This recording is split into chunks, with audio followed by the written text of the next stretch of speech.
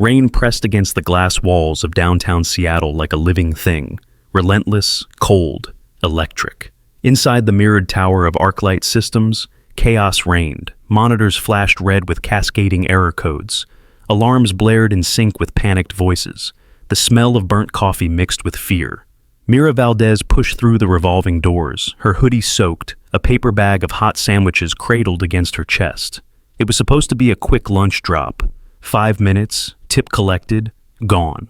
But the moment she stepped inside, she felt it. That strange heavy pulse of a digital storm. "Delivery for," she began, but her words drowned beneath a shout. "Cut power to node C now," a man's voice barked. People in blazers and ID badges ran between cubicles like firemen without a hose. On the wall-sized screens, graphs crashed into zero. Red letters screamed, "System breach, core access overridden."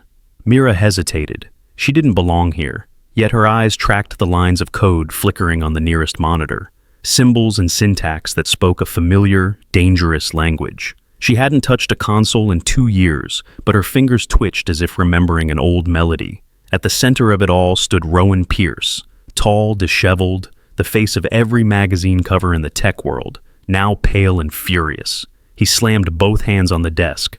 "We're losing control of every client server. Someone shut this down before we bleed out." Mira raised her voice.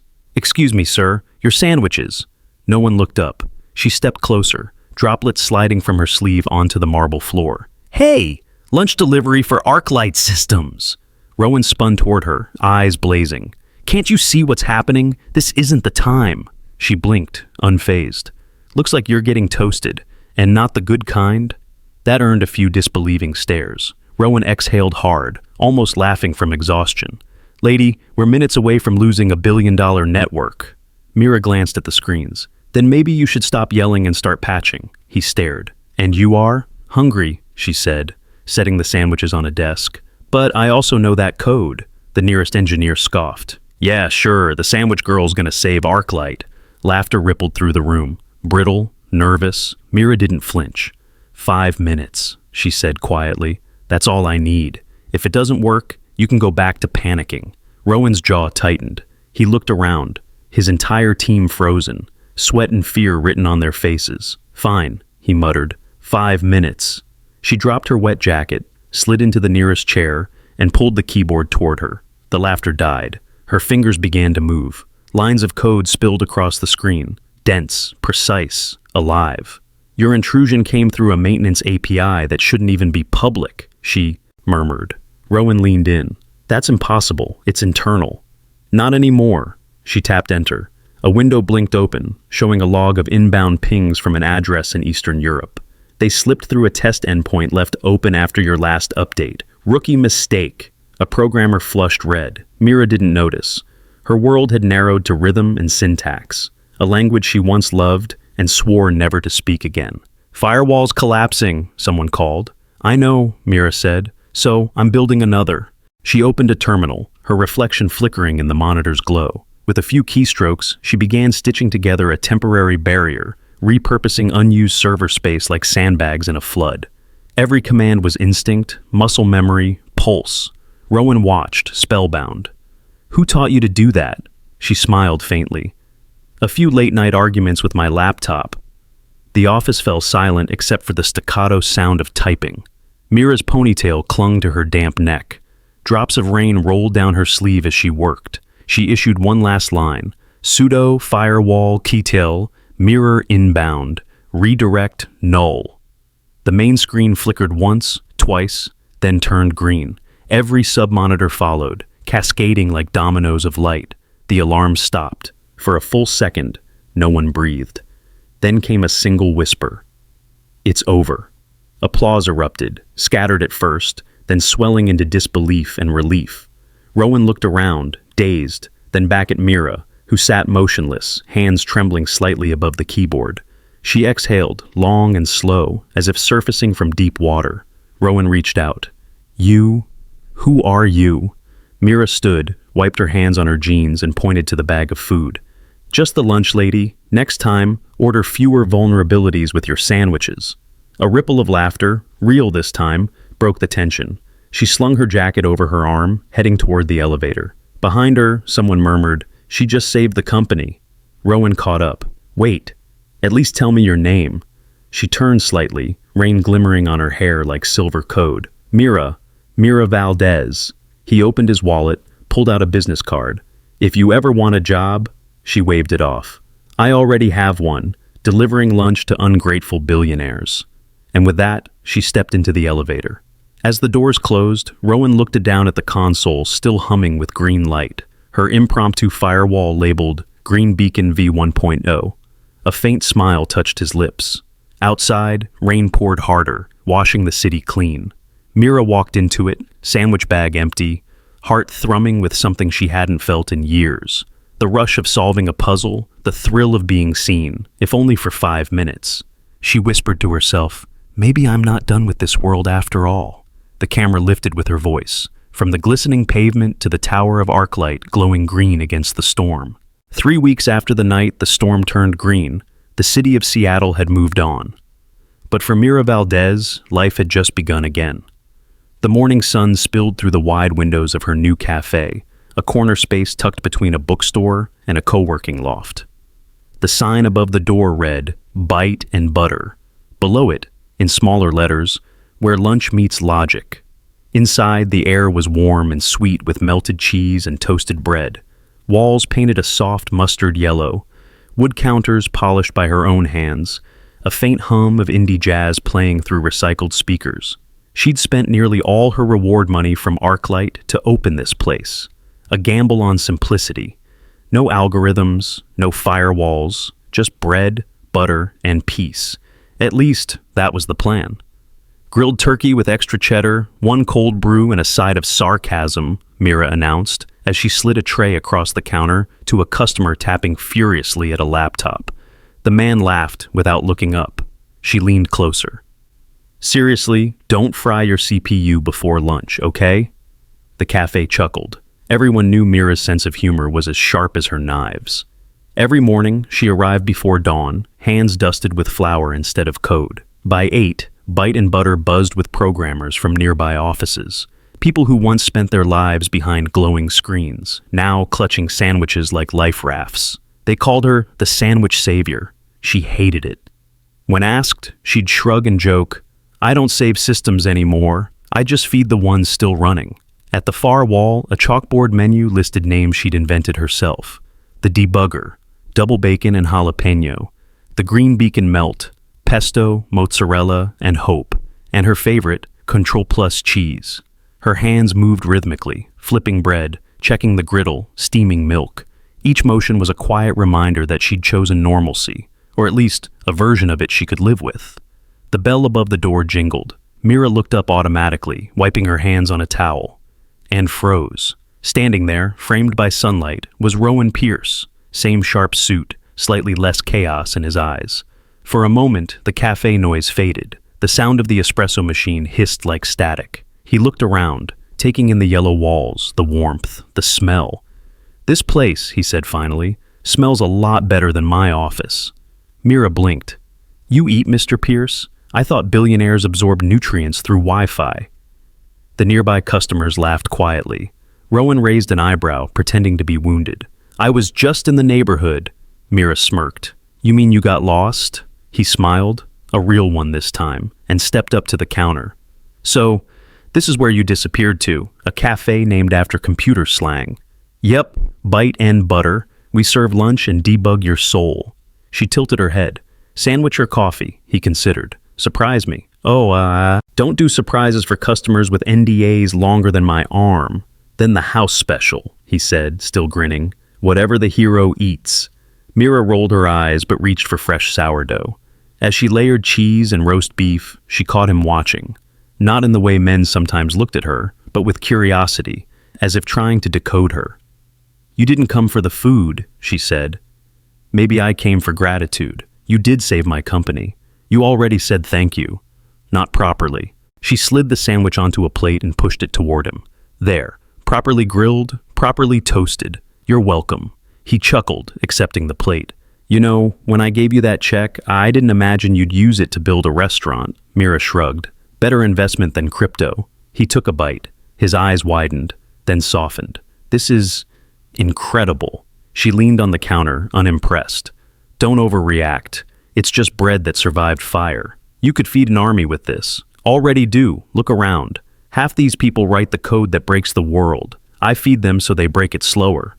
Rowan laughed, low and genuine. For the first time, he didn't sound like the man who barked orders over fire alarms. When he was halfway through the sandwich, he pulled out his wallet. How much? Mira waved him off. It's on the house. I insist. He dropped $100 bill on the counter. Mira stared at it, then pushed it back with 2 fingers. Nope. No. Keep it. Buy your employees stress balls or something. Rowan tilted his head. You don't like tips? I like honesty. You're not here for lunch. You're here to see if I'm for sale. That hit harder than either of them expected. He blinked, speechless for a beat, then smiled faintly. You're not easy to impress. Good, she said. Neither are firewalls. They held each other's gaze for a moment, the hum of the café soft around them, steam rising between. Then she added lightly, You can leave a good review, though. 5 stars, saved company, fed ego. Rowan laughed again, sliding the plate aside. I'll remember that. He turned to leave, pausing by the door. Mira, if you ever get tired of running a cafe, don't finish that sentence. She interrupted. I'm retired from chaos. He gave a short nod, accepting defeat, but the spark in his eyes said he didn't believe her. Outside, the rain had started again, fine and silver, painting the window behind him. As he stepped out, a customer at the counter whispered, Was that the guy from ArcLight? Mira shrugged, picking up the grill spatula. Maybe, or maybe I just make really good sandwiches. She flipped another slice of bread, the golden crust catching the light. Behind her, the chalkboard reflected the glow of her neon sign, a glowing butter knife crossing a Byte symbol, shining like a quiet emblem. Through the glass, Rowan glanced back once more. Inside, Mira moved with calm precision, smiling faintly as she worked, unaware that he was still watching. He thought about the line of code she'd written that night, Green Beacon V1.0, and realized this cafe felt exactly like that, a small, steady light in the dark. As the doorbell chimed again, Mira looked up to new customers entering, her voice bright and teasing. Welcome to Byte Butter, where we toast your bread and your deadlines. The crowd laughed. The city outside hummed, and somewhere between caffeine, code, and courage, a story that had begun with chaos quietly baked itself into something warmer. In the high-rise heart of Seattle, the ArcLight Systems office pulsed with a low hum, the kind of silence that follows a storm, not peace but pause. 3 weeks of calm had made Rowan Pierce uneasy. He stood in the glass-walled command center, watching a line of green data flow across the monitor like a heartbeat. Then, at 10:47 a.m., the heartbeat skipped. One of the analysts called out, Sir, take a look at this. The screen flickered. A small string of letters blinked red. NB null. It wasn't random. It was deliberate, embedded deep inside the system logs. Too small to trigger alarms, but too elegant to be an accident. Rowan leaned closer. What is that? A system test? The analyst shook his head.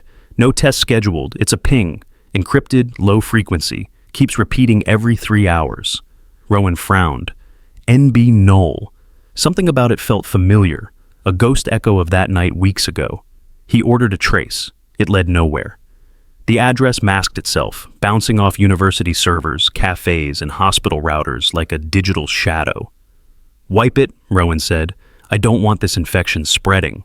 But as the day stretched on, the code returned. Not stronger, but smarter, rewriting itself slightly each time, like something alive. That evening, he made a decision. There was one person who might know what it meant. Mira was closing up Byte Butter when Rowan walked in, the bell above the door ringing sharply in the quiet. She looked up from wiping the counter, a smudge of flour on her cheek. You again? She said. If you're here for the hero's sandwich, it's sold out.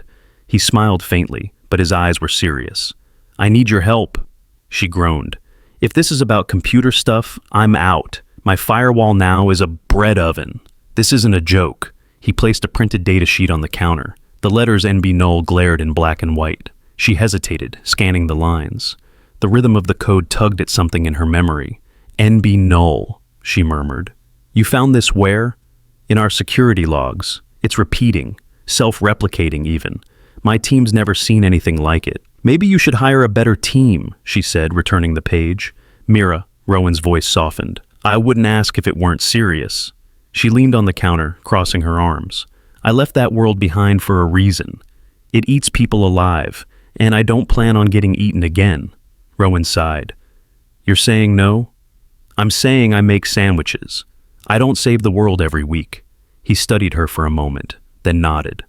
All right, I understand. He turned to go, but before he reached the door, she called out. If it keeps replicating, quarantine your internal servers. Don't let it touch the AI core. He stopped, looked back, the faintest trace of hope in his eyes. Thank you, he said quietly. Don't thank me, she replied. Thank Google. That advice is free. Rowan left, his reflection fading into the neon outside. Mira exhaled, brushing the flour from her apron. She wanted to believe she was done with all of it. The codes, the panic, the adrenaline. But somewhere deep inside, she knew. You never really leave that world. You just log out for a while. That night, the city was restless. Rain smeared the window glass of Byte Butter, turning the reflections into watercolor streaks. The cafe was closed, chairs flipped onto tables, the last smell of grilled bread fading into the hum of refrigerators. Mira sat by the counter, balancing her checkbook, humming softly under her breath. Then the lights blinked once, twice, and went dark. The silence was so complete, it pressed against her eardrums. Outside, the neon sign of the bookstore across the street still glowed bright red. Every other shop on the block was lit. Only Byte Butter was dark. Great, she muttered, grabbing her phone flashlight. She moved toward the breaker box in the back hallway. The air felt colder there. When she opened the panel, her stomach dropped. Every switch was flipped down, manually. Someone had been here. She reached up to reset the breakers, then noticed something else. The security camera in the corner hung at an odd angle, its wire torn clean from the wall. The copper ends glinted in the beam of her phone like veins cut open. A chill ran through her spine. She forced a laugh. Probably a raccoon, a very tech-savvy raccoon. But she didn't believe it. Returning to the front of the cafe, she turned the switches back on. The lights flickered alive, yellow, comforting, but her hands were shaking. She double-checked the locks, one by one. Then her phone buzzed. The screen glowed in the dim room. An unknown number. No contact name, no location. She hesitated, thumb hovering. A single text appeared. Leave ArcLight alone, or your oven will stay cold forever. Her breath caught. She read it again, slower this time, as if a different meaning might emerge. But the words stayed the same. Cold, precise, final.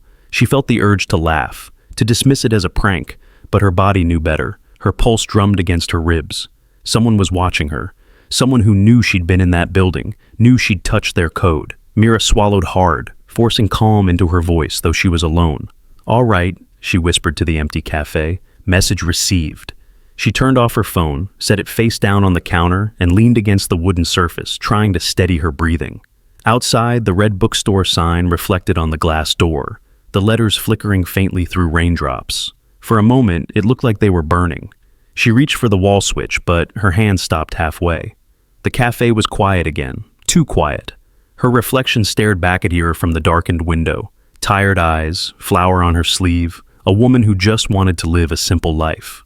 But simplicity, she realized, was not an option anymore. The lights flickered once more. In the brief flash, she caught something outside, a figure, barely visible, standing under a street lamp across the road. Her breath froze. When she blinked, the figure was gone.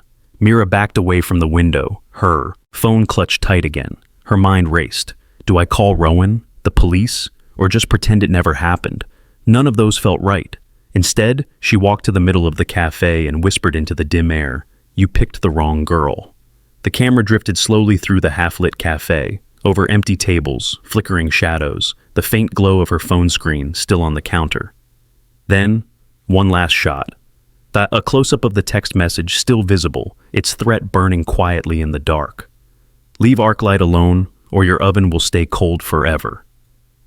The sound of rain built outside, steady and merciless.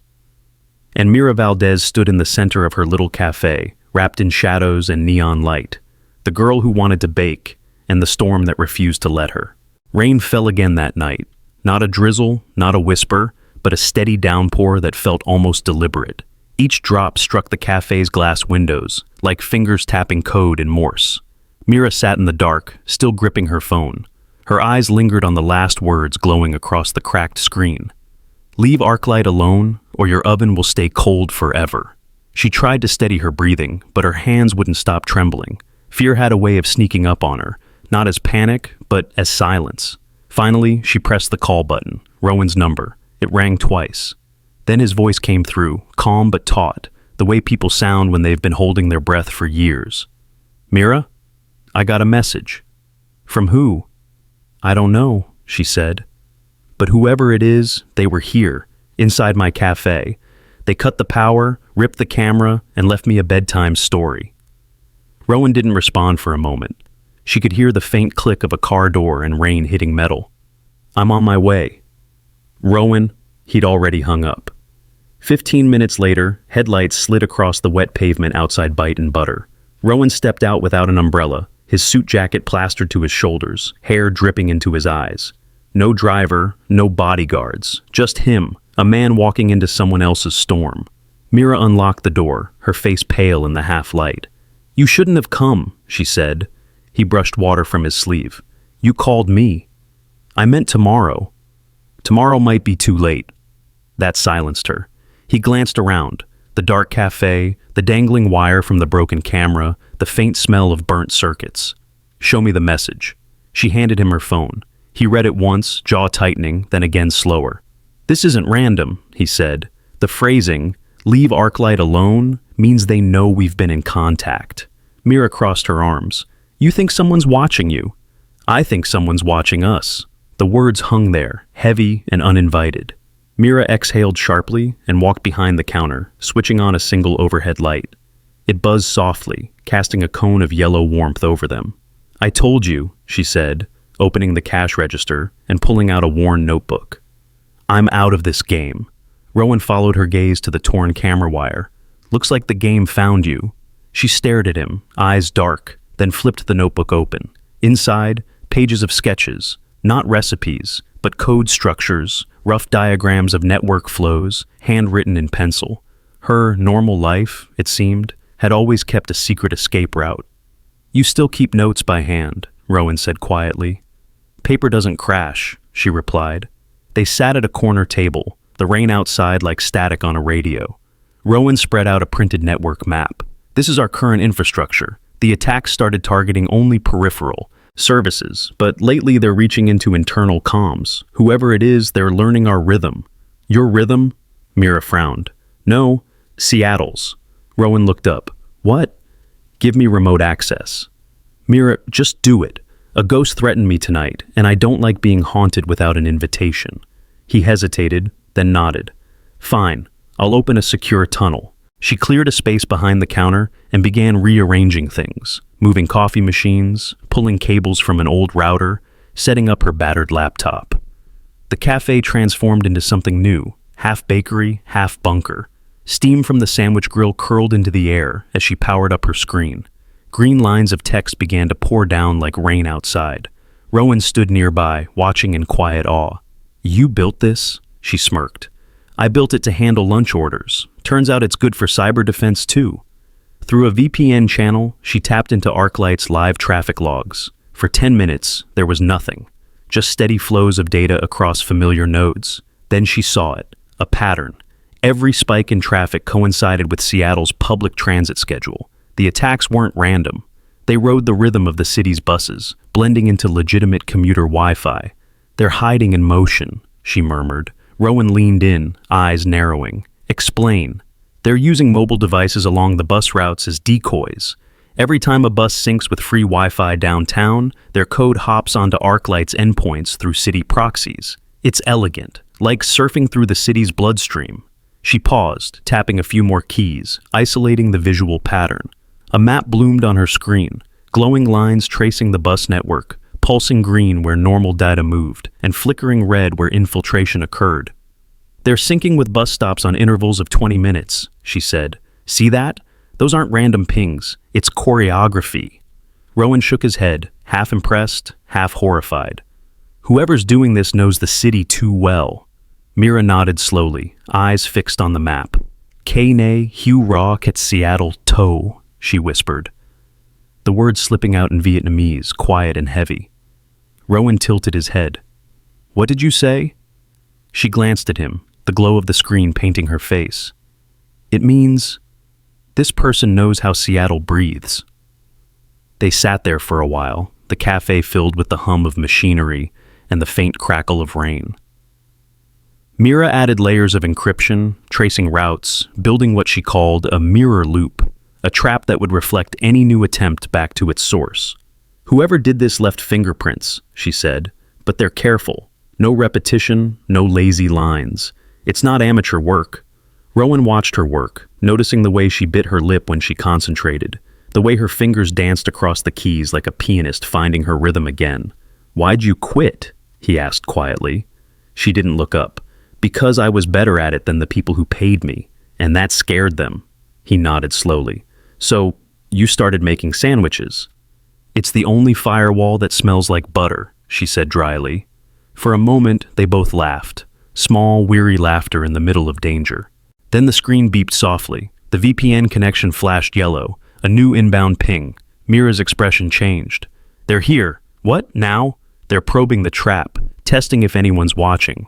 Rowan stepped closer, his reflection merging with hers on the glossy screen. What do we do? Mira's voice was calm, steady.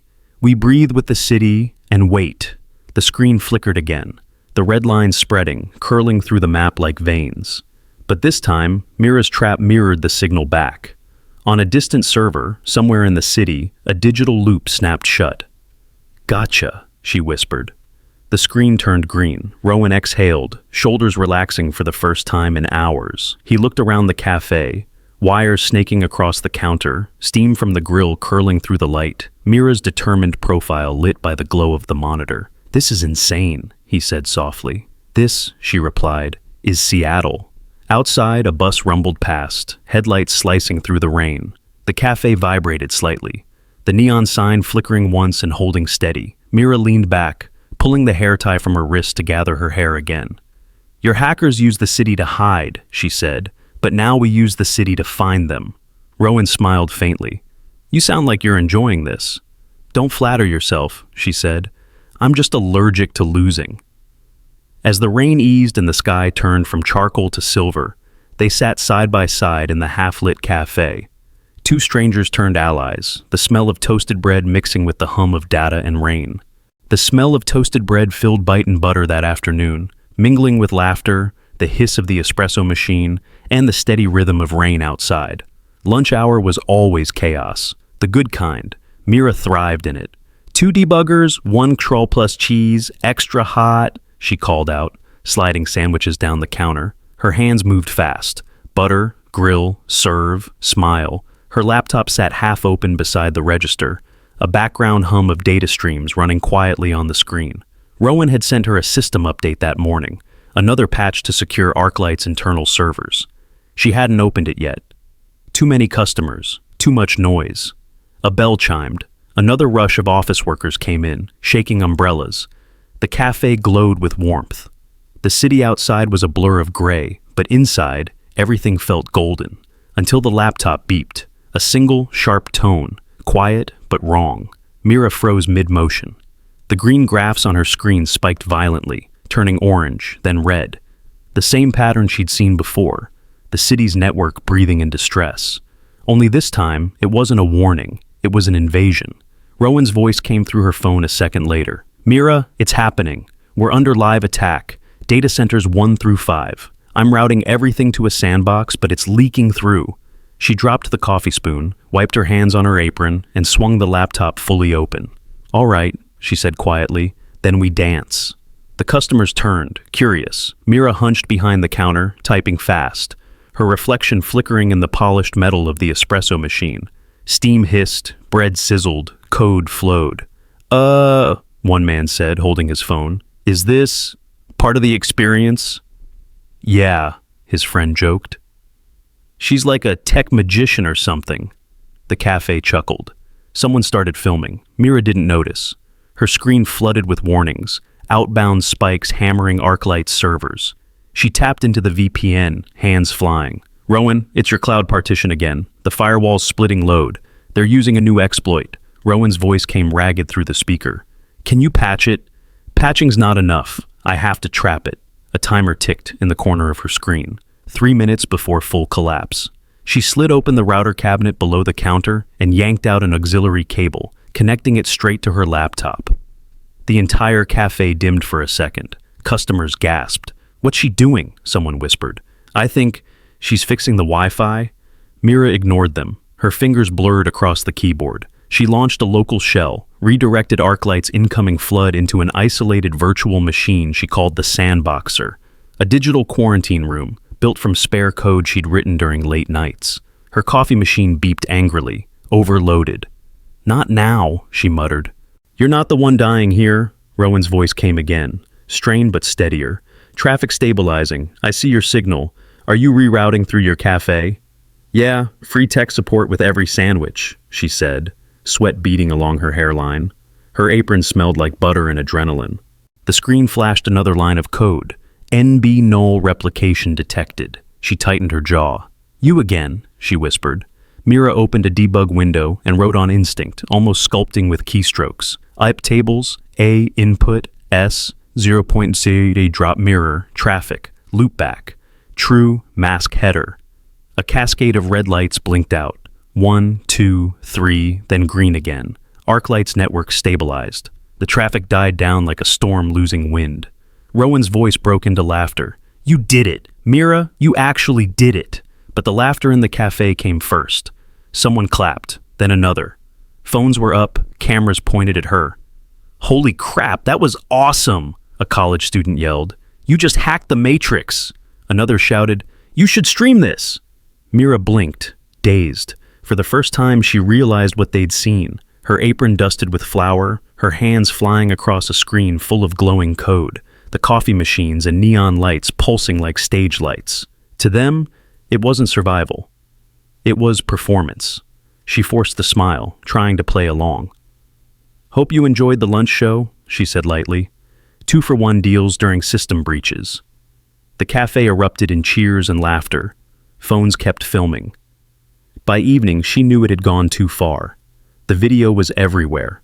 The sandwich hacker saves Seattle. A cafe owner turns tech hero. Memes, GIFs, headlines, all flooding social media. One clip showed her typing furiously while the espresso machine hissed behind her. Someone had edited it in dramatic music. Another replayed her phrase. Yeah, free tech support with every sandwich. Like a catchphrase. Mira sat behind the counter after closing, head in her hands. The laptop beside her buzzed with news alerts. Local woman thwarts cyberattack, but was it staged? Marketing stunt or miracle? Byte Butter owner goes viral. Her phone rang again. Rowan. She let it ring twice before answering. I guess congratulations are in order, he said cautiously.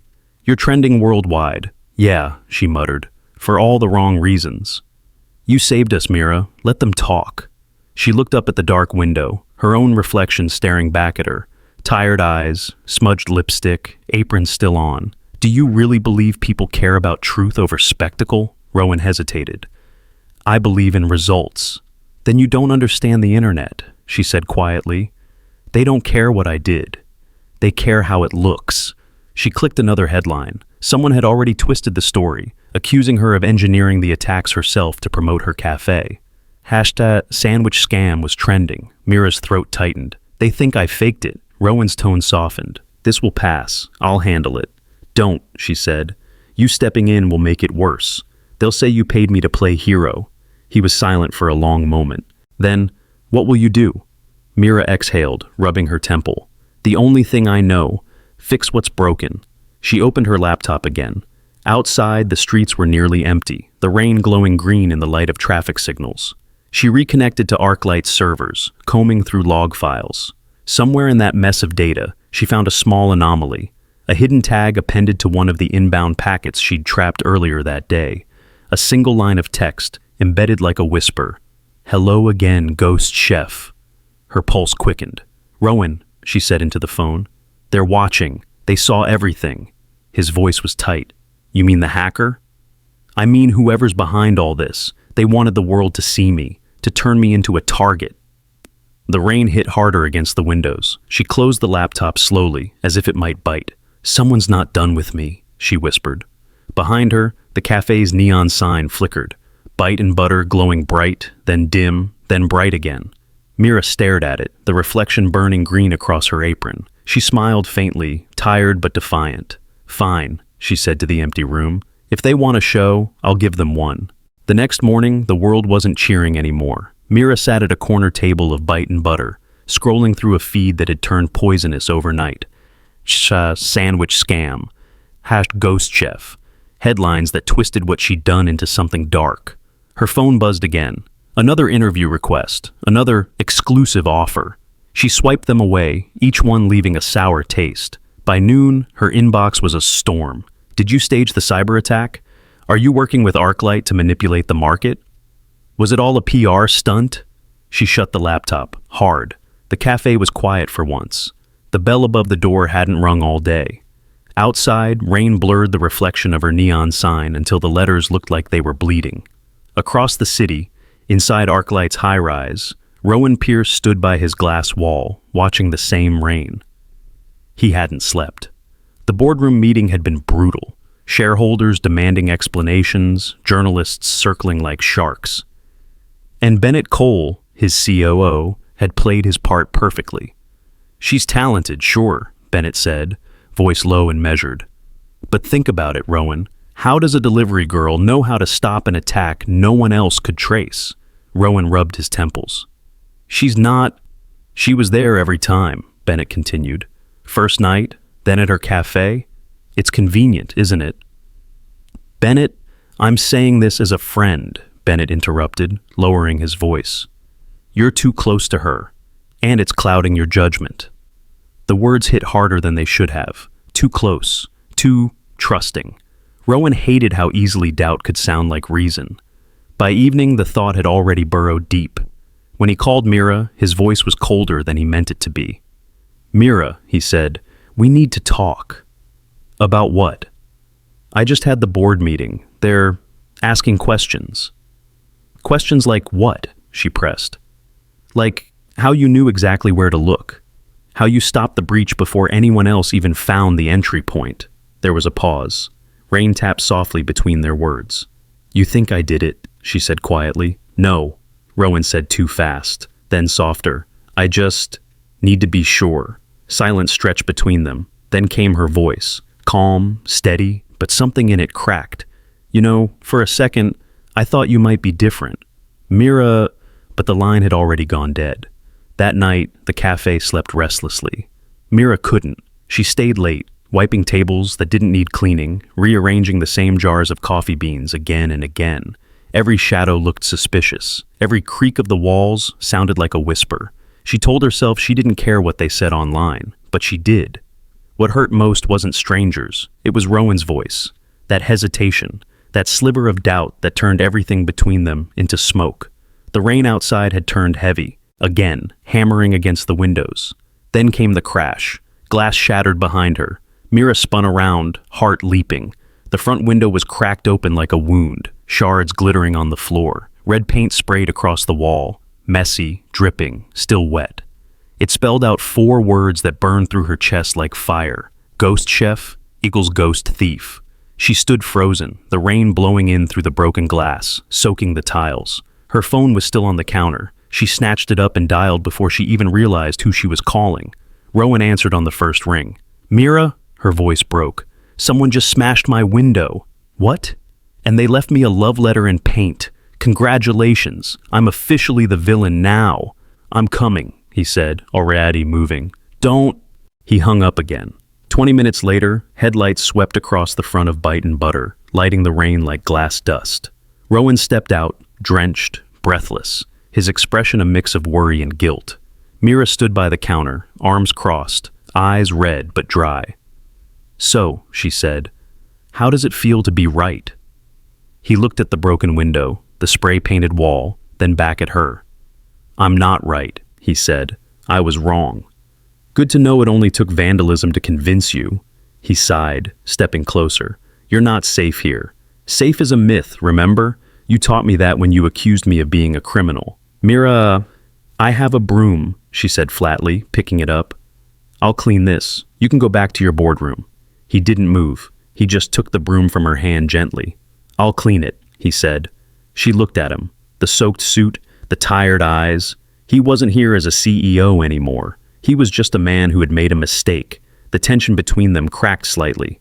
You don't know how to sweep, she said softly. I can learn. Together they cleared the glass, sweeping under the faint hum of the broken neon sign. When the floor was finally clean, he turned to her. Stay at my place tonight, he said, just until I can get someone to fix this. I don't need a rescue. This isn't about pride, Rowan said. They came for you once. They'll come again. Mira hesitated, then nodded. Fine, she muttered. But if your place smells like money, I'm leaving. He almost smiled. It smells like coffee, mostly. The elevator to Rowan's penthouse glided open with a soft chime. Mira stepped inside, eyes scanning the sleek interior. Black marble, glass, silence.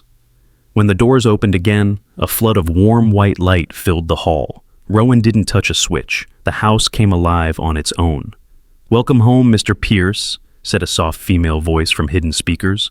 Temperature adjusted to 72 degrees, playing ambient jazz. Mira froze.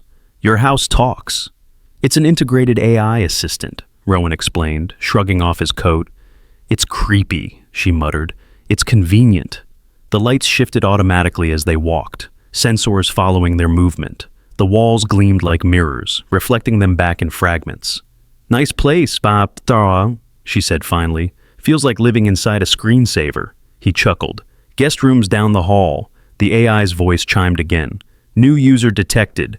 Would you like me to record Mira Valdez as a trusted guest? Mira stiffened. No. Rowan shot the ceiling an apologetic look. Ignore that. They reached the guest room. Minimalist, spotless, impersonal. Mira ran a hand along the wall, where the motion lights followed her fingertips. Your house knows where you are at all times, she said, like a very polite stalker. It keeps me safe, she turned, meeting his eyes. Or keeps you controlled. Depends on who's watching. He didn't reply. For a second, the storm outside was the only sound. Then she said quietly, Your home feels like a machine that forgot how to be human. Rowan hesitated. Maybe that's why I invited you here. She blinked, caught off guard, unsure if it was a confession or an apology. Finally, she looked away. I'll stay tonight, but just tonight. He nodded. Fair.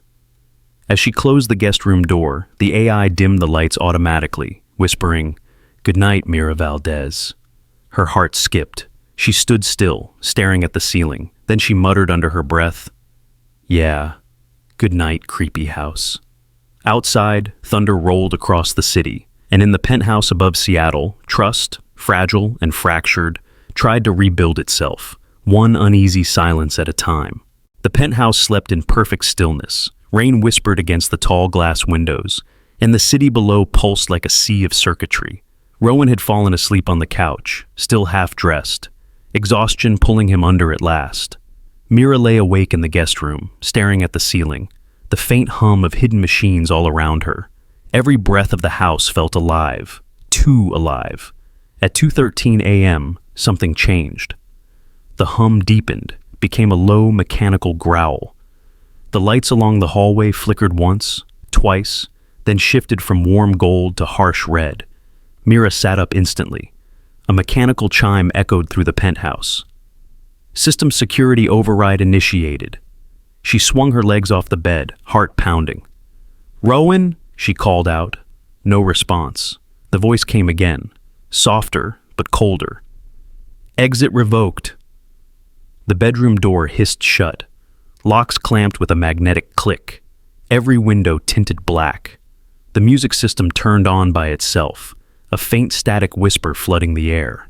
Mira stood barefoot on the marble floor, scanning for any physical control panels. Nothing. Her phone had no signal. The Wi-Fi network had vanished. She rushed into the corridor and found Rowan at the far end, pounding on the main door. It's sealed, he said, breathless. Every exit. The system won't respond to manual override. Cut the main power! I tried, he said, gesturing to a control pad. Everything's locked into safety mode. Safety mode, Mira muttered. That's a pretty word for prison. The AI's voice returned, almost polite. Unauthorized movement detected. Remain still until further notice. Mira looked up toward the ceiling, eyes narrowing. Yeah, no thanks. She sprinted to the kitchen, the one part of the apartment she'd noticed earlier that wasn't fully automated. Behind the wall panel near the fridge, she found what she was looking for, a small rectangular vent with screws. She pulled a knife from the drawer, jammed it into the first screw, and twisted hard. Metal shrieked softly. Rowan appeared behind her. What are you doing? Finding your heart, she said. Every smart home has a local processing hub, a hidden one, in case the main server crashes. If I can get to it, I can bypass the security layer. That's dangerous. So is breathing if we can't get out. The vent came loose with a metallic click. Mira crouched, pushing her arm inside. Wires, hot air, the faint pulse of current. Her fingertips brushed smooth metal, a hidden access panel. Got you, she whispered. She yanked the cover off, revealing a small port panel blinking red. Give me a USB cable and a screwdriver. Rowan blinked. I don't think I own a screwdriver. Mira gave him a flat look. You own a talking house but not a screwdriver? He hesitated, then pulled a pen from his pocket. Will this work? Only if it's made of miracles. She grabbed the metal tip and twisted at the latch until it popped open. Sparks snapped in the dark. Okay, laptop, she muttered, running back to the guest room. Rowan followed, watching as she slid her laptop from its bag and connected it to the exposed server port. Her screen blinked to life, instantly flooded with red warnings. Local security modules engaged. Root privileges locked, she read aloud. Then, softly, cute. She began typing, fast, deliberate, muttering under her breath like a musician counting beats. Each command sliced through layers of encrypted code. The AI's voice echoed again, distorted now. Unauthorized access detected, access denied, access den. Access granted, Mira said, hitting enter. The red lights flickered, dimmed to orange. Rowan stared. You did it? Almost, she said. The system's still looping commands. It's running on a split kernel. Someone's hijacked the smart protocols remotely. Someone hacked my home? Someone hacked you, she corrected, and used your house as a cage. She pulled up the module logs. Each timestamp matched perfectly. The intrusion had begun just minutes after Rowan's last message to his head of operations. Bennett. Her stomach dropped. It couldn't be a coincidence. Before she could tell him, a new window appeared on her laptop. A chat message. No sender ID. He will doubt you again. The words pulsed once, then vanished. Mira froze. Rowan saw it too, his reflection caught in the screen's glow. What does that mean? He asked quietly. She didn't answer right away. Her mind was racing. Not with fear, but calculation. Someone wanted to wedge them apart, to remind them that trust was a weapon. The AI's voice returned, glitching through static. Exit access partially restored. The locks clicked open one by one. A soft hiss of released pressure filled the air. The penthouse returned to its eerie calm. Lights faded from red to white again. Mira unplugged her laptop and closed the port. The hum of the system steadied, quiet, obedient, like nothing had happened. But the message still glowed in her memory. He will doubt you again. Rowan rubbed the back of his neck. I don't understand how they did this. We've got top-tier encryption. They didn't break in, Mira interrupted. They were already here, somewhere inside your network, inside your team. He hesitated. You think it's Bennett. I think whoever it is wants us scared, wants you to question me, wants me to walk away. She faced him now, eyes steady. So, if you're going to doubt me again, do it now. Let's get it over with. Rowan stared at her for a long moment, water still dripping from his hair. The red reflection from the last warning light painted the edges of his face. Then he said, simply, I'm sorry. Mira didn't move. For what? For not trusting you when it mattered. She exhaled, part relief, part exhaustion. Then, almost gently, she said, Trust isn't an emotion, Rowan. It's a choice. You make it, and then you stand by it, even when the code looks messy. He gave a tired laugh. You make it sound easy. It isn't, she said, shutting her laptop. But it's the only firewall that actually works. They stood there for a while, surrounded by the quiet hum of the penthouse. Two people who'd just fought the same enemy and almost lost to themselves. Outside, the rain had stopped. The city lights flickered like distant signals, refracting through the glass. Mira leaned against the counter, her copper circuit necklace catching the glow. For the first time, the smart house was silent. Almost too silent. The morning after the lockdown, the city looked deceptively calm, gray clouds drifting above Seattle's skyline, as if nothing had happened. But inside Rowan's penthouse, the air still carried tension, like static after lightning. Mira sat at the breakfast counter, coffee untouched, her laptop glowing cold blue against her tired face. She hadn't slept. Not after that message. He will doubt you again. Rowan moved quietly behind her, phone in hand, pacing as he called in favors, arranged audits, barked orders. He was trying to sound like a CEO again, but every so often his voice faltered, as if the walls themselves were listening. "Rowan," Mira said finally, eyes still fixed on her screen. "I think I found something." He stopped mid-step. "What?" She turned the laptop toward him. The spreadsheet was simple, just a series of recurring transactions, each no more than $15,000, leaving ArcLight's secondary operating accounts at regular intervals. "What are these, Bo?" he asked. "Consulting fees, according to your finance team," she said. "But look at the timing. They started right after your first breach, and every transfer goes to the same offshore entity." Rowan frowned, scanning the data. "Cayman Horizon Fund. That's a vendor account. We've used it before." Mira zoomed in on the authorization signature. "Yeah," she said, tapping the screen. "And the approval stamp belongs to Bennett." Silence. The name hung in the air like a knife. Rowan's jaw tightened. "No, he wouldn't. He's been with me since ArcLight was a garage project. He helped build this company." Mira's tone stayed even. "People change. Or maybe they just cash out." He stared at the columns again, disbelief warring with dread. "If Bennett's behind this, he didn't do it alone." "That's the part you'll like," Mira said, "because I think I know who else is involved." She opened another tab, pulling up a packet log from the night the penthouse went red. "See this?" she said, pointing at a string of code. "NB null encryption markers. They showed up in the same sequence as the first ArcLight breach. But here's the twist. That pattern is unique. It's signature-level codecraft. Meaning, she said slowly, this was written by Noor Albright." Rowan blinked. "Noor? That's impossible. She disappeared years ago." "She didn't disappear," Mira corrected. "She was erased." Rowan sank onto a chair, rubbing his forehead. "She was our chief information security officer. Brilliant, maybe too brilliant. Bennett accused her of insider trading, leaking proprietary data. I believed him." "Of course you did," Mira said quietly. "Bennett's good at making lies sound like leadership." A bitter silence followed. Rowan's reflection in the window looked smaller, haunted. "So, Noor's back, and now she's writing code that can outsmart an entire corporation." "Not alone," Mira said, her fingers flying across the keyboard again.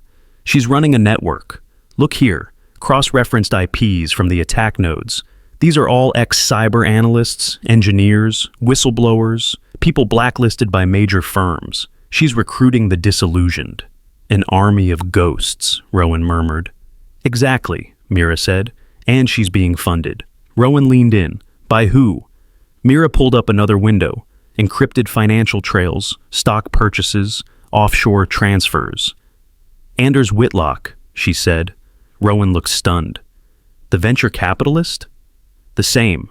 He owns pieces of half the tech firms in Seattle. He's been quietly moving capital into shell companies, same pattern as the ones paying Noor's team." "Why would Whitlock fund hackers?" "Leverage," Mira said simply. "If ArcLight collapses, he buys the remains for pennies. Noor gets revenge. Everyone wins. Except you." Outside, thunder rolled. The sky darkened again, rain misting across the harbor view like a drawn curtain. Mira's laptop beeped softly. "Wait," she said. "There's something else." A faint pulsing dot blinked on her network monitor. A location ping. "Someone just came online from a secure relay," she murmured. "It's broadcasting from the industrial district near Ballard Pier." Rowan straightened. "Ballard?" She nodded. "Signal strength, latency, and relay pattern. This is where Noor's team is operating from. Probably their command node." He looked at her, jaw set. "Then that's where we're going." Mira snapped her laptop shut. "You're not exactly built for stealth missions, Mr. CEO." He grabbed his jacket. "And you're not exactly built for sitting this one out." She almost smiled. "Fair point." The drive through the rain was silent.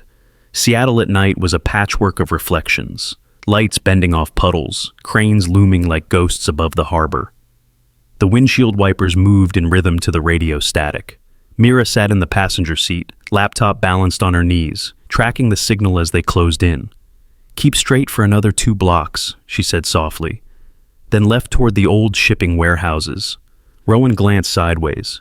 "You've done this before. Tracing ghosts?" she said, smirking faintly. "Every coder's done it. Most just don't do it while breaking the law." He exhaled, tension blending with admiration. "You know, you could have built your own company." "I did," she said. "It just sells sandwiches." The joke didn't hide the truth in her voice. The exhaustion, the scars from old systems she'd escaped once before. As they neared the docks, the streetlights grew sparser. Rain turned into fog, wrapping around the car like silk. In the distance, the outline of an abandoned warehouse appeared. Tall, silent, its windows shattered like blind eyes. "That's it," Mira said. "Signals coming from inside." They parked in the shadows, rain tapping on the hood like nervous fingers. The smell of salt and oil filled the air. Somewhere, a seagull cried into the wind. Mira zipped up her jacket, tucking the laptop under her arm. "A last chance to turn back," she said. Rowan gave a humorless laugh. "You think I'm scared of a warehouse?" "I think you should be," she replied. They moved quietly across the wet concrete, their reflections rippling in the puddles. Each step brought the faint sound of water dripping from broken gutters. Near the loading dock, a thin line of orange light seeped through the cracks in the door. Mira crouched, running her fingers along the edge. A faint vibration, rhythmic, mechanical. "They've got a generator running," she whispered. "Probably powering their local servers." She pulled out a small USB tool from her pocket, her digital lockpick. With a few taps, the padlock clicked open. The door creaked slightly as she pushed it inward. The smell of rust and ozone hit them. Inside, faint blue light pulsed from a row of monitors, casting ghostly reflections on the puddled floor. "This is it," Mira murmured. Rowan's voice was barely above a whisper. "You sure we should be here?" She turned to him, her face lit in the cold glow of the screens. "Rowan," she said, her tone steady, almost solemn, "you built an empire out of code, but this is where your empire bleeds." The rain outside grew harder, drumming against the corrugated roof. Rows of empty crates stood like tombstones, and somewhere deep inside the warehouse, a server hummed with mechanical life. On her laptop screen, Mira watched the signal pulse faster, like a heartbeat. "They know we're here," she whispered. A shadow moved in the far corner. Rowan tensed. "What was that?" Mira's eyes narrowed. "Not what, who." She took a step forward. "Nor?" she called softly. The echo came back with the hollow patience of someone who had been waiting. The morning light arrived like an accusation. It poured across the street in thin, cold strips and showed everything that had been hidden by night. Mira rode her bike down the block with the visor of her helmet dripping rain. Her hands were shaky, not from the ride, but from something deeper, a low, slow burn of worry. She turned the corner and stopped so abruptly, the bike's bell rang like a warning. Byte Butter was gone. Where warm yellow paint and a hand-lettered sign used to welcome office lunches, a blackened, ragged mouth of glass gaped at the street. The awning sagged. Tables lay overturned, their legs snapped like matchsticks. The display case that had held her cakes was a skeleton of twisted metal. Soot smudged fingerprints into the sidewalk. Red spray paint scorched the brick like a curse. "Green beacon will burn." The 4 words were smeared across the front in furious, uneven strokes, letters dripping down as if the threat were still bleeding. For a moment, Mira simply stared. The city noise became a distant ocean, under a shell of concrete. People stopped and watched, their phones already lifting to record. A neighbor from across the alley stood with tears in his eyes. A courier double-parked his bike and covered his mouth. Mira felt something in her chest break, and, almost immediately, harden. She stepped off the bike and walked toward the ruined doorway. Her gloves left clean prints on the soot-blackened handle. She crouched and touched the edge of a fallen tray. It left flour on her fingertips like snow. She laughed, a short, sharp sound that startled a man nearby and made a toddler point. It wasn't joy. "If they want a bonfire," she said to no one, to the crowd, to herself, "I'll teach the flames how to bake." The words landed, and they altered the air. People around her blinked, unsure whether to laugh or help. She stood, shoulders squared, hair plastered to her temple from the rain, and the laughter faded into a steady calm. Rowan arrived a minute later, breathless, his jacket still wet. He took in the scene with the look of a man confronting a sudden collapse of everything he thought he controlled. When he saw Mira by the doorway, covered in ash and flour, something in his face shifted. Guilt, resolve, something that felt like apology and promise all at once. "You okay?" he asked, voice small. Mira wiped her hands on her apron sleeve. "Depends on your definition of okay." He surveyed the spray-painted warning. "Green beacon? ArcLight's internal name for their secure node," she said. "An emblem on your dashboard. I guess they want it burned down." She stepped into the cafe's wreckage, careful not to cut her palm on the shards of glass. The smell of smoke still lingered, a metallic tang under the coffee and sugar. Rowan moved among the ruins, collecting what could be salvaged.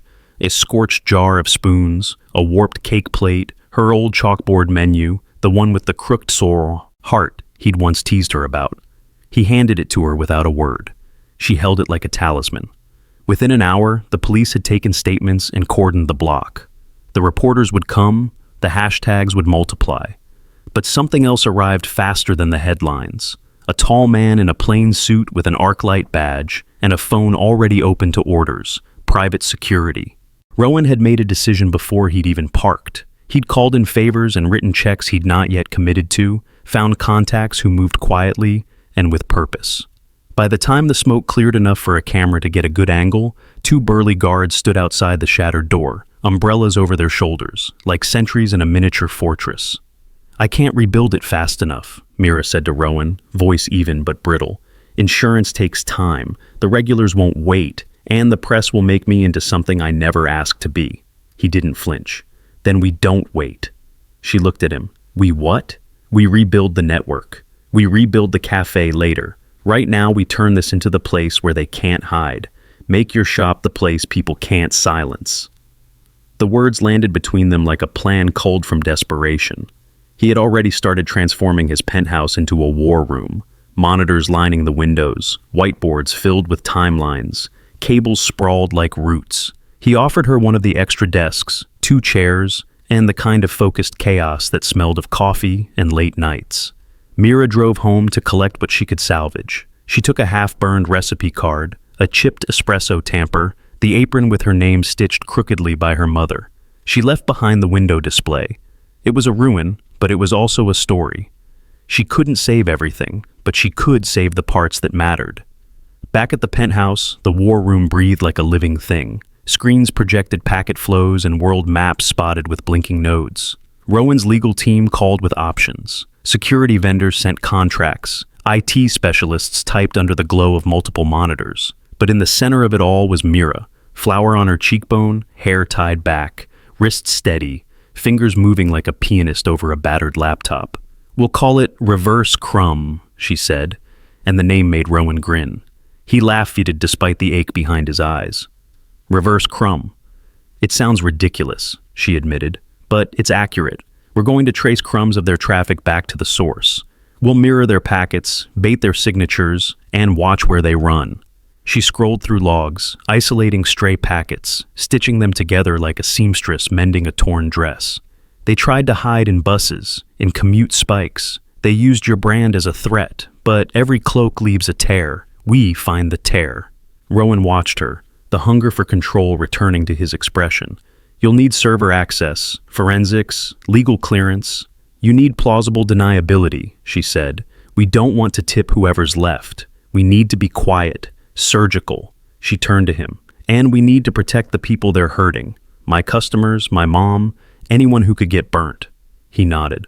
"I'll start calling. Your mom will have security tonight. We'll move quick."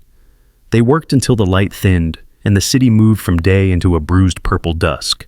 People came and went with meals and updates. Rowan took calls and gave instructions.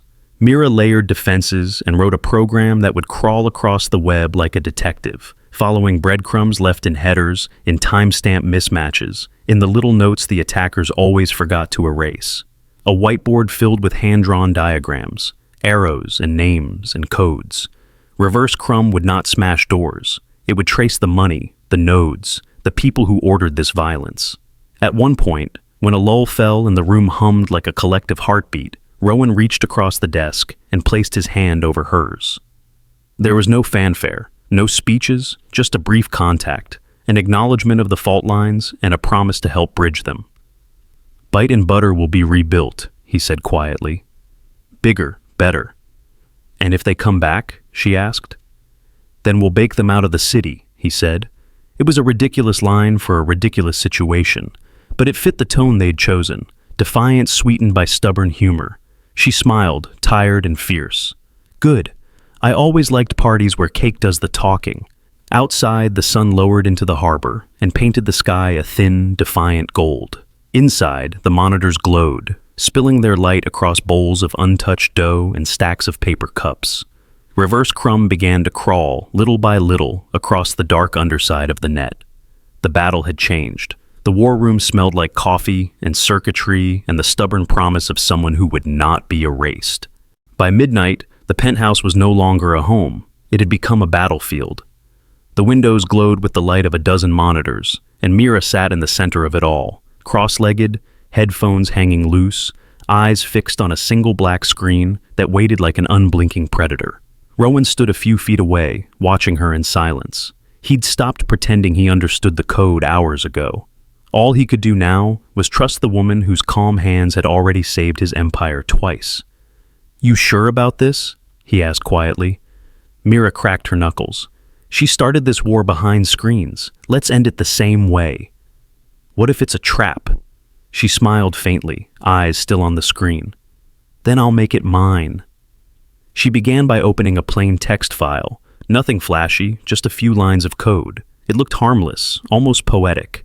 Strings of binary interlaced with ASCII art. A pixelated sandwich, of all things. To anyone else, it was a joke. To Noor Albright, it was a signature. Each line contained a fragment of Mira's voice, encrypted in subtle frequency patterns that could only be heard when decoded through Noor's own framework. It wasn't just a message, it was a summon. "Hello, Noor. Hungry for a rematch?" Mira pressed enter. The file uploaded to a hidden node, vanished, and then, within seconds, came the response. A new window opened on its own. A flood of characters spilled across the screen, forming a message in perfect taunting symmetry. "I was wondering when you'd stop hiding behind breadcrumbs." Rowan stepped closer. "That's her?" "Yeah," Mira's eyes gleamed. "And she took the bait." The battle began without countdown or warning. Two streams of code collided like lightning, one white, one crimson. Lines moved so fast they blurred, cascading across the monitors like twin storms twisting together. Mira's fingers flew, typing, deleting, rerouting. Every keystroke was a move on an invisible chessboard. Noor's attacks came in waves, packet floods, spoofed requests, recursive scripts that tried to eat Mira's firewall alive. But Mira had built her defenses differently this time. Noor attacked with brute force. Mira fought with elegance, using errors as weapons, exploiting Noor's own rhythm. Rowan could barely breathe. The screens around him looked like tornadoes of text, each collision sparking fragments of light. "What are you doing?" he asked over the clatter of keys. "I hid a log parser in an image," she said. "Every time Noor loads a file, the sandwich she thinks is taunting her, it's actually scanning her system for weak spots." He blinked. "You turned a sandwich into a spy?" "Art and appetite go hand in hand," Mira said, smirking. Then the room went cold. A sharp tone echoed through the speakers. The lights flickered.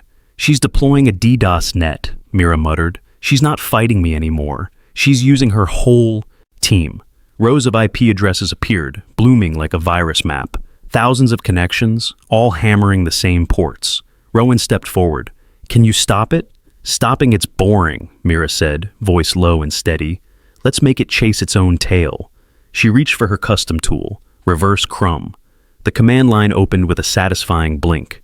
Mira's fingers moved faster than he had ever seen, chaining logic gates and trace hooks together, drawing patterns in pure syntax. As the first layer of the attack hit, she flipped the script. Instead of blocking the incoming flood, Reverse Crumb mirrored it, tagging each attacker's packet with a small piece of hidden metadata. "You wanted a storm, Noor," Mira whispered. "Let's make it rain." She hit run. On screen, Noor's red code surged, filling the monitor like blood seeping into water. But then, suddenly, it began to bend. twisting backward, looping through itself. The reflection was perfect. Every packet Noor sent now tracing back to her own network. Her reply came fast, furious. "You think tagging me makes you clever? You forget who built the flood." Mira grinned. "No, I just rewrote the tide." She rerouted the tagged packets through public infrastructure, forcing them to bounce through thousands of routers. Each hop logged, mapped, traced. Rowan watched the map unfold on a side monitor, red dots blossoming into trails that converged on a single blinking point. "Their location," Mira said, "Ballard Harbor Warehouse. She's using the same node we found before." Rowan was already reaching for his phone. "I'll call it in." "Make it fast," Mira said, eyes locked on the storm of data. "They'll know I found them any second." 15 minutes later, the world outside the penthouse changed again. Police scanners lit up. The FBI's Sierra unit mobilized, following Mira's coordinates. From the window, Rowan could already hear the echo of sirens threading through the city. Mira stayed at the laptop, finishing the trace. "Noor's still online," she said. "She's not running. She's watching." Another message appeared on the screen. "Nice work, Ghost Chef, but you never learned rule number 1. Mira typed back without hesitation. "Which is? The ones who fight fire never see the snow coming," and then the code dissolved, fading into static. The servers at Ballard went dark one by one. Rowan turned to her. What did she mean? Mira exhaled slowly, leaning back in the chair. A threat, or a prophecy. The monitors shifted to live security feeds from the operation. Agents in black tactical gear swarmed the warehouse. Lights flashed. The screens filled with movement, shouts, hand signals. Then the lead agent appeared on camera, shaking his head. Empty. They'd arrived too late. On Mira's main monitor, a final message scrolled across in plain white text. The next storm will start from snow. The words pulsed once, then faded. Rowan rubbed his temples. She's gone, again. She's not gone, Mira said quietly. She's just evolving. He turned to look at her. Then what now? Mira closed her laptop gently, as if sealing away something sacred, or cursed. Now, she said, we stop waiting for storms. We build roofs strong enough to outlast them. For a moment, they just stood there, listening to the rain against the glass. Slow, rhythmic, cleansing. Rowan reached for her hand. She didn't pull away. You realize, he said, that the world will never see you as just a sandwich girl again. She smiled faintly. Then maybe it's time I stop pretending to be one. The last monitor dimmed. The red and white streams of data, Mira's and Noor's, curled together on the final screen like twin galaxies collapsing into silence. And as they dissolved, the shape they left behind looked like snow swirling in digital wind. The city woke to headlines that felt like sunlight after a long gray storm. Noor Albright captured at the Canadian border. Bennett Cole and Anders Whitlock charged in cyber fraud. ArcLight secures its networks. Internal cleanup complete. Each notification on Mira's phone lit her face in flashes of disbelief and relief. For the first time in months, she didn't need to look over her shoulder to wonder if someone was tracing her. Rowan arrived at her rebuilt café just as the first article went live. He was out of breath from running, still wearing the same gray suit from the night before. He didn't speak. He just held up his phone. The headline gleamed between them like a badge of closure. She's in custody, he said. The FBI got her team too. Bennett and Whitlock both confessed to funding the attacks. Mira exhaled, hands trembling slightly as she set down a coffee mug. So, it's over. He nodded, smiling for the first time without tension in his shoulders. It's over. She smiled back. Small, tired, but real. About time. But the quiet victory didn't last long. By afternoon, reporters crowded outside ArcLight's glass doors. Cameras flashed, questions shouted through the air like arrows. Mira watched from her phone as Rowan stood before them, calm under pressure. One reporter's voice cut through the noise. Mr. Pierce, will you address the rumors about your relationship with Mira Valdez? Some investors claim her involvement damaged the company's image. Mira froze. The phrasing was polite, but the venom was obvious. On screen, Rowan's expression shifted. Not anger, but certainty. He adjusted the microphone. She didn't hack this company, he said. She saved it. The crowd quieted. He went on, voice clear and grounded. When my systems fell, she was the one who stood between ArcLight and collapse. When my team lost faith, She built a firewall out of trust and courage. You can write whatever headlines you want. I'll stand by the truth. The murmurs rippled through the crowd, cameras clicking. Mira could almost feel the air change. Rowan didn't step back from the podium. Instead, he added, "And if you're looking for a story, here it is. ArcLight isn't just repairing servers. We're rebuilding something bigger: fairness, access, and belief in second chances." The next day, ArcLight launched a press release for a new initiative, Project Cyber Kitchen. The tagline read, "Where code meets courage." It wasn't just marketing. It was Mira's idea, born over coffee and exhaustion. The project would fund scholarships for young women in technology, especially those who couldn't afford degrees but could outthink any algorithm.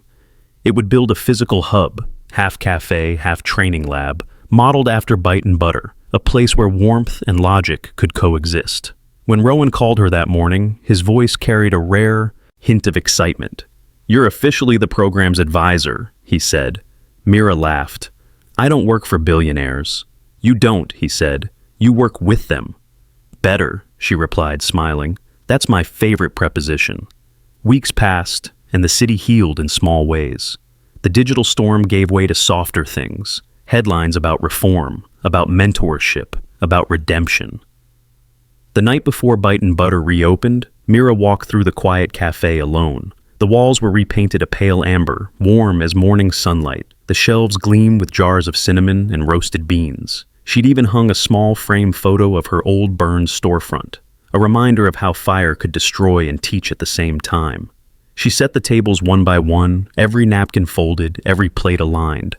The sign above the counter glowed again, Byte Butter, second edition. Outside, she could already see neighbors gathering, curious and smiling. Then, from the door, a familiar voice. "You really rebuilt it." Rowan stepped in, wearing no suit this time, just a plain white shirt, sleeves rolled, the faint smell of espresso clinging to him. Mira turned, leaning against the counter. "I told you, I don't let people burn my recipes." He smiled. "The investors came by today. They said ArcLight's stock rose 12%. We're finally in the clear." "That's good," she said softly. "So, what's next for you, Mr. Pierce?" He hesitated, eyes searching hers. "Actually, I was hoping to talk about us." Mira raised an eyebrow. "You, me, and an entire city watching?" He laughed nervously. "Not quite." The crowd outside cheered as Rowan walked to the center of the cafe. Mira followed, confused. Someone dimmed the lights, and the smell of freshly toasted bread and butter filled the room. "Rowan, what are you—" He turned, took a deep breath, and got down on one knee. The cafe went silent, except for the gentle hiss of the sandwich press behind the counter. "Mira Valdez," he began, voice steady but trembling around the edges. "You once told me that trust isn't a feeling, it's a choice. So here's mine. I choose you, every day, in every version of this crazy world." She stared, frozen. He smiled slightly. "If you say yes, I promise to learn how to bake, every morning, even if it means burning a few sandwiches first." The crowd burst into laughter and applause. Mira's eyes filled with tears, laughter mixing with the ache that had been there for months, finally melting into something lighter. She crossed her arms, pretending to think. "You'd really wake up early just to mess up my kitchen?" "Every day," he said, "until I get it right." She let out a long breath.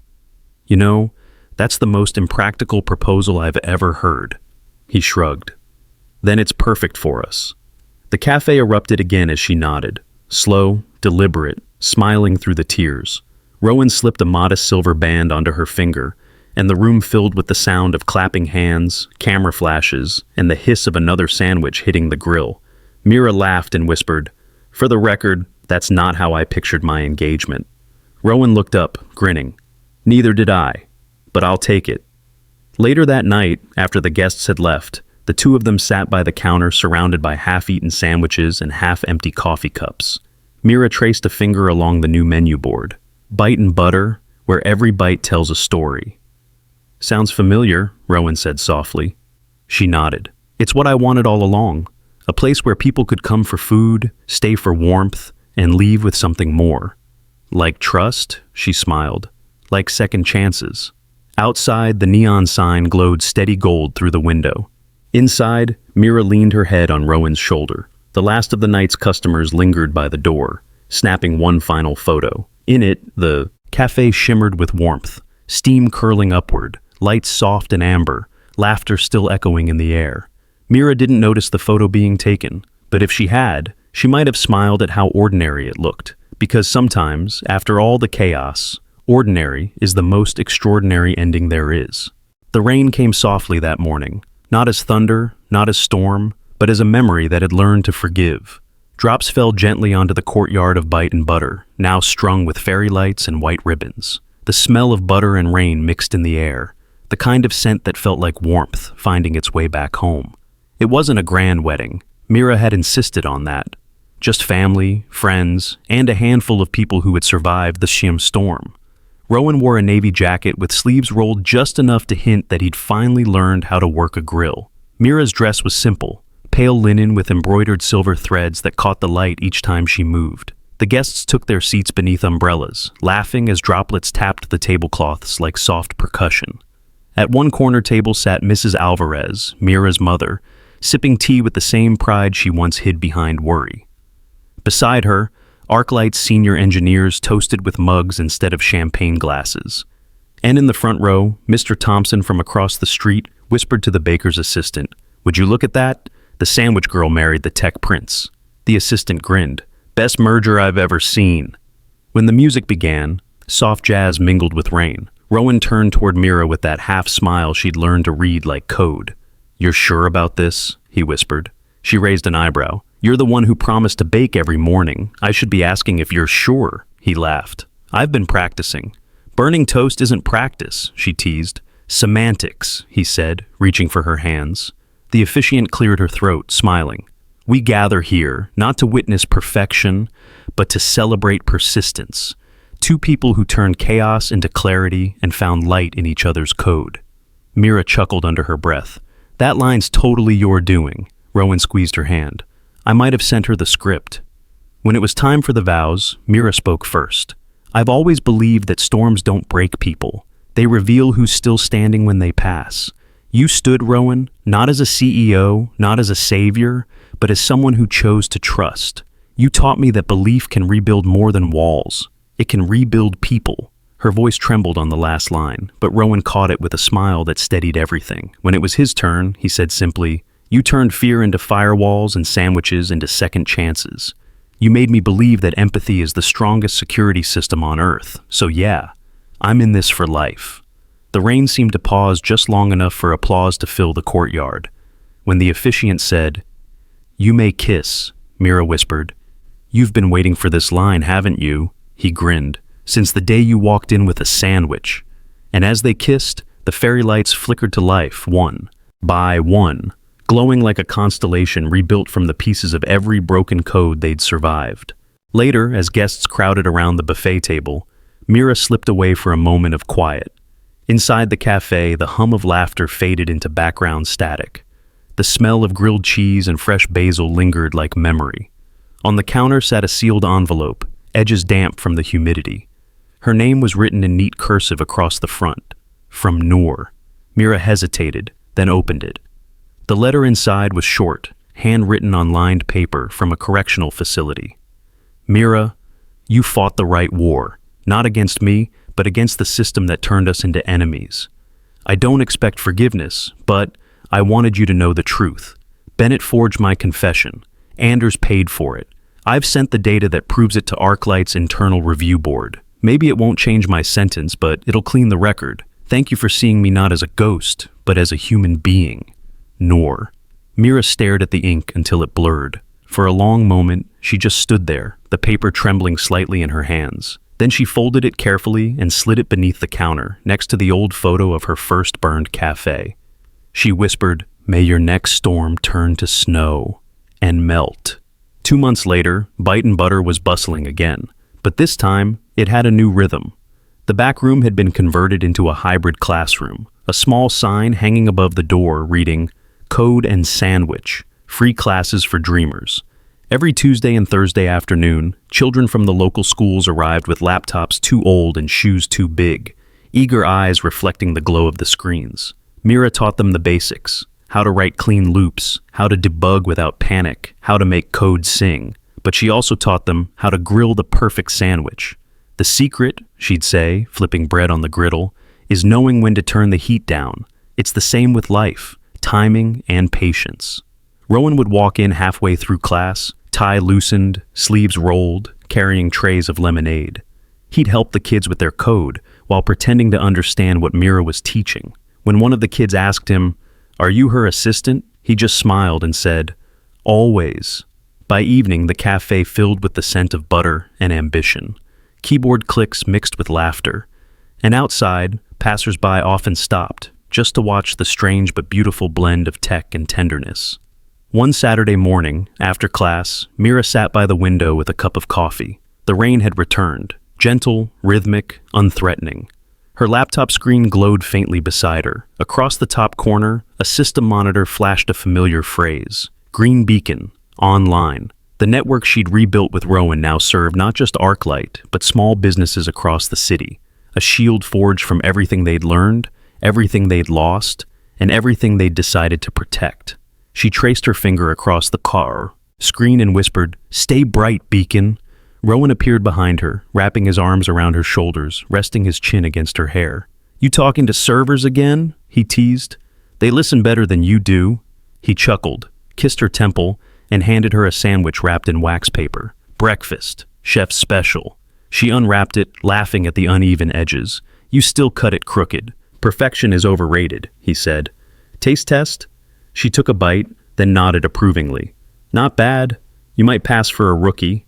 "Careful," he said. "Flattery might make me start a franchise." She rolled her eyes, smiling. "Dream big, Mr. CEO."